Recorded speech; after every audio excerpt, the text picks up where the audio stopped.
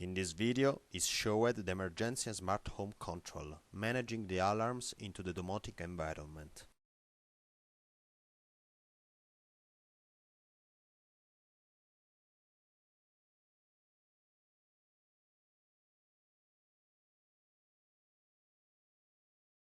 A flood sensor is put into a sink.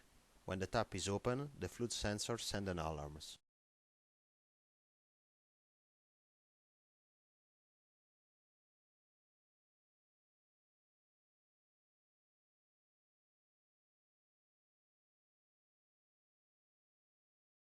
When a flood alarm is detected, the application shows this information to user and asks to him if he wants to send a domotic alarm.